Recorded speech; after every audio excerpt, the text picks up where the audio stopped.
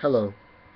Um, I don't intend to make this particular video very long, but I just want to talk about a certain political ideology that's had a huge impact on the world, although it's less influential today, but a huge impact, let's say, on the 20th century. The ideology is communism. Now, like any political ideology, you could go on and on and on and on about the ins and outs of it, from an ideological perspective, from a de facto perspective, from a de jure perspective. I just want to talk about a sort of surface, basic perspective. Um, Basically, I despise communism. I despise it.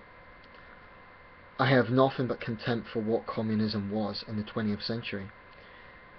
And I just want to talk a little bit about why I hate this ideology so much. Or maybe not the ideology, but the de facto situation that was 20th century communism. Now, unlike some American neocons, I don't hate communism because of its principles. In fact, I've always considered that early communism was both understandable and in many ways had common sense logic. Now, what I mean by common sense, or maybe for want of a better term, fair logic, i.e. the means of production is shared by the masses. Okay, sounds nice, sounds fair. The principles behind communism, I still believe, were motivated by good intentions. And I don't believe that Karl Marx was a bad man. I think he was probably a decent man. So was Friedrich Engels. But I honestly believe if those men knew the absolute nightmare that 20th century communism became, I think they'd be turning in their graves. That's my perception. And knowing what 20th century communism did become, I find it utterly astonishing that anyone can rationally try to say it was a good thing today. I think this is partly in response to the backlash against capitalism, the Occupy movement and the Wall Street crash, the Great Recession, etc. Because there's this sort of logic that if you're anti-communism, oh well, you must be pro-capitalism, and it's almost a case of, it's a bit like in the 30s when there seemed to be a stark choice between communism or fascism.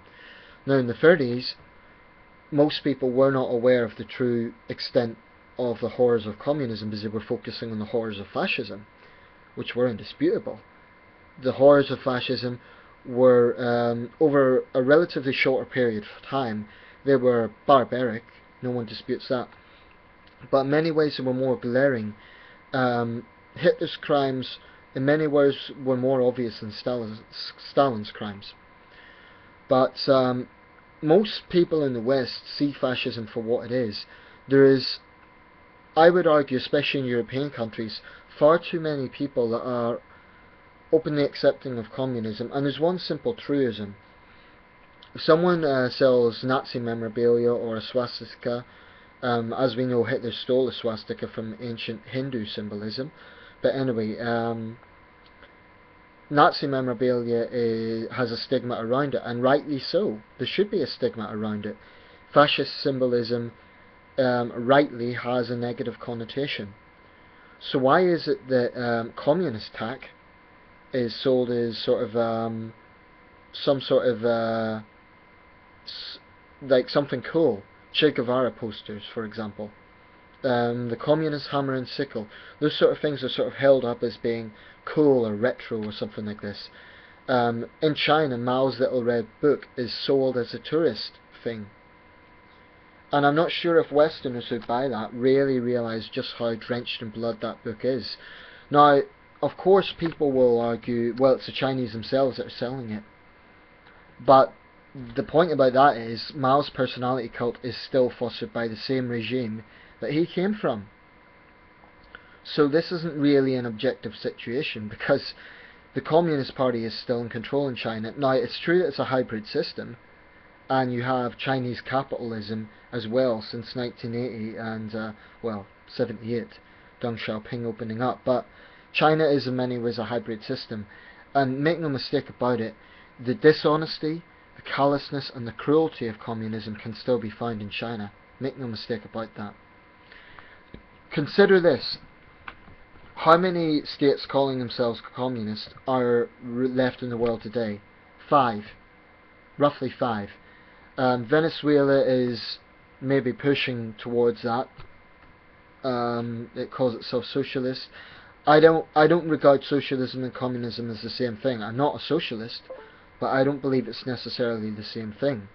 There's many socialists who are on the centre left, and they absolutely abhor the sort of crimes that were committed under communist regimes. So to compare someone like Ed Miliband to Chairman Mao is about as deranged as comparing, I don't know, Hitler to Margaret Thatcher, for want of a better comparison. So, you know, you cannot sort of compare centre-left socialists with far-left communists. It's ridiculous. Although, having said that, I do believe far too many communists are apologetic for far too many socialists are apologetic for the crimes committed under communism. I believe that the centre-left has a responsibility to denounce the far-left in the same way that the centre-right has a responsibility to denounce the far-right, if that makes sense. When I think of the thing about communism is it isn't just the sheer brutality of it, and what I'm talking about is the millions, yes, millions killed under the Maoist regime in the Cultural Revolution and the Great Leap Forward, not to mention Tiananmen Square and all the numerous incidents of persecution that took place under Chinese communism. You think of Stalinism, the gulags, the great purges of the 30s. You think of the killing fields in Cambodia, and today in North Korea. Now people will say, oh, North Korea is not communist, and this is something that I really take issue with. It's true to say it's probably not ideological communism. It's not what Marx envisaged, but I would like people to point out one communist society, and what I'm talking about is Marx's vision, that actually lasted.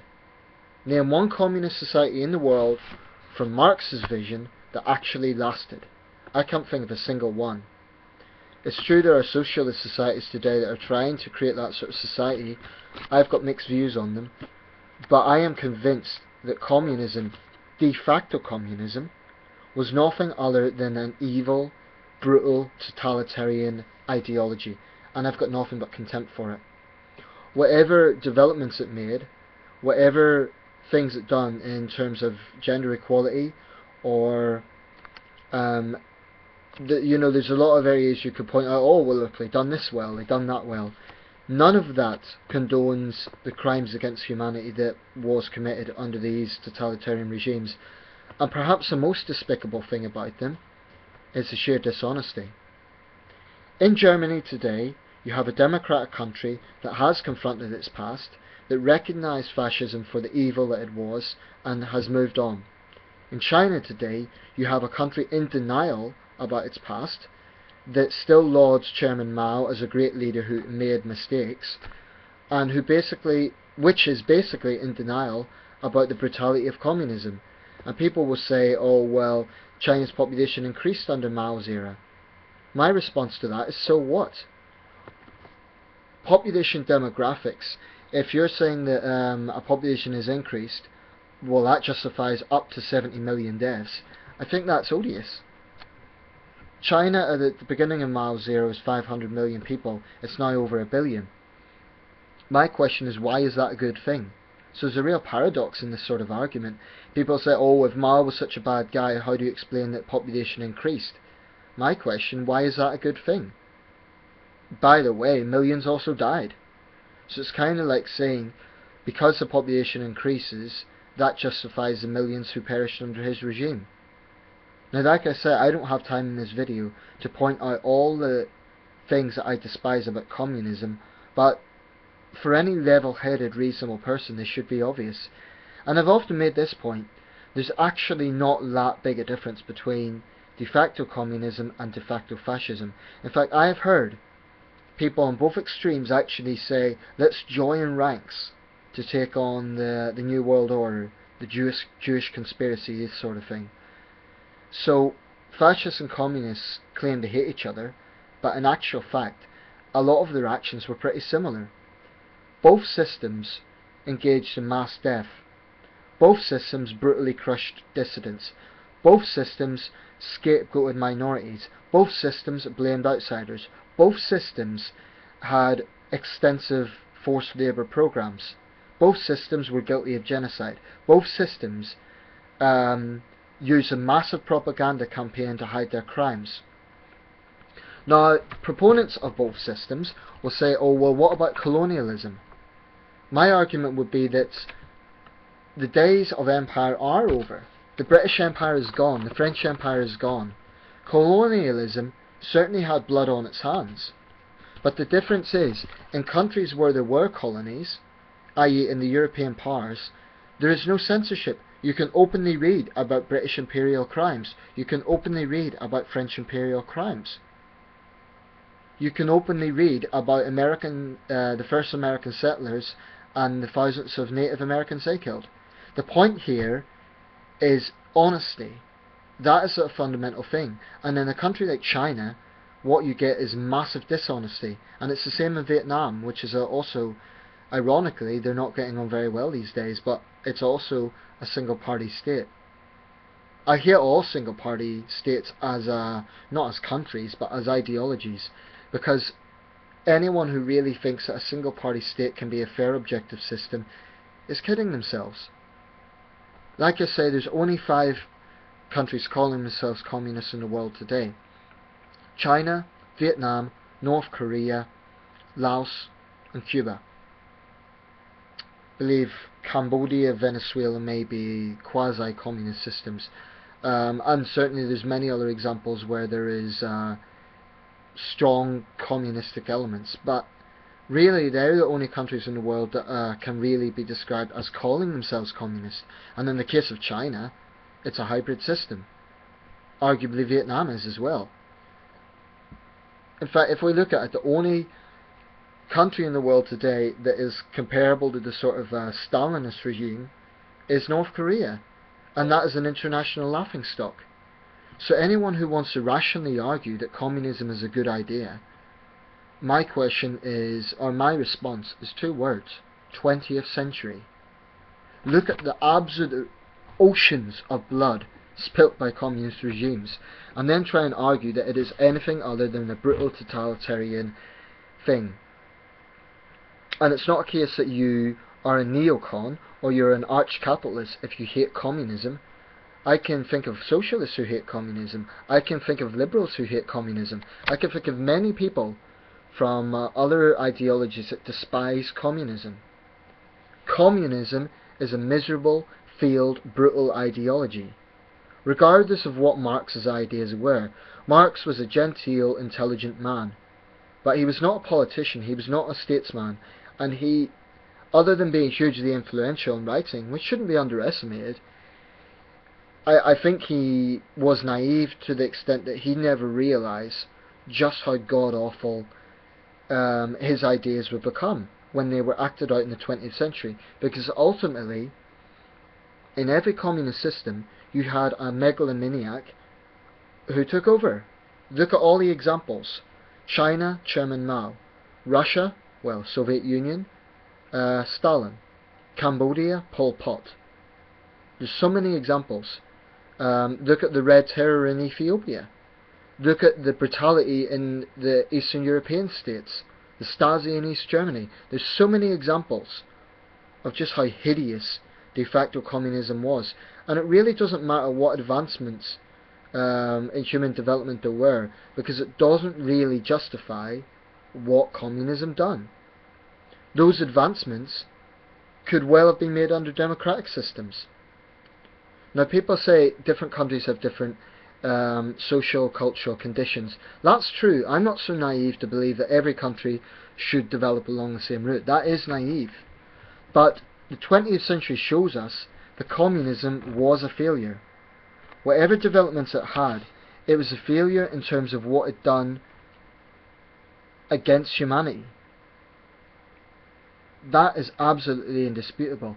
And frankly, I find it sickening that there are people enjoying democracies of the West who go out of their way to defend the evil that is communism. And I'm not a McCarthy. I'm not finger pointing and sort of saying that, if you're anywhere on the left, you're a commie. Nothing like that. I don't regard myself as a hard right-winger.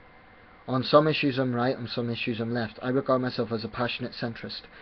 But there's far too many people on the left who will not recognise just how awful communism was, and who seem to have a very short memory.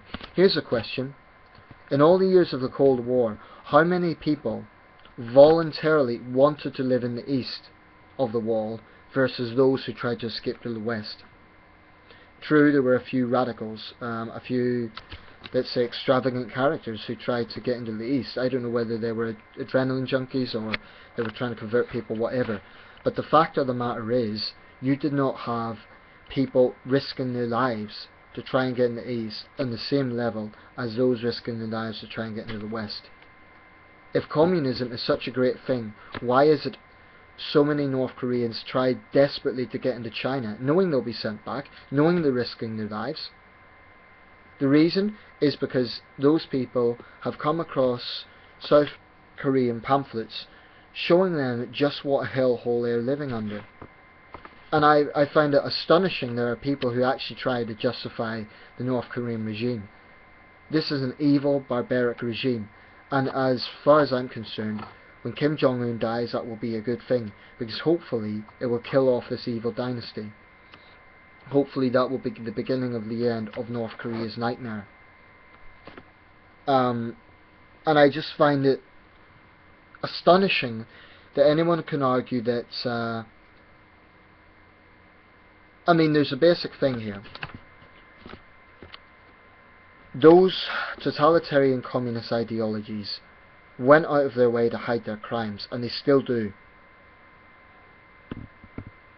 China's a prime example of an extremely dishonest communist society, and this is not to take away many of the advancements China has made, but those advancements were only made because Deng Xiaoping recognized that China needed to change its direction. Now, Deng's a very interesting character. In many ways he is the epitome of a totalitarian leader. In many other ways he was a pragmatic leader who realized that the direction needed to change. I would argue both Dr. Sun Zhongshan and Deng Xiaoping done a hell of a lot more for China than Mao did, and yet it's Mao that still continues to get this personality cult. The fact of the matter is, Mao was a callous, cold-blooded tyrant, and I don't care how good he was at poetry, the man was a tyrant, and so much points to that. So really this is just a rant, but I say it because there is still a disturbing number of people out there who think that communism is a good idea. There's other forms of totalitarianism which are equally sickening: absolute monarchy, fascism, etc., Islamism. Those are all hideous ideologies as well. But communism seems to have a large amount of apologists, and I do not like it one little bit.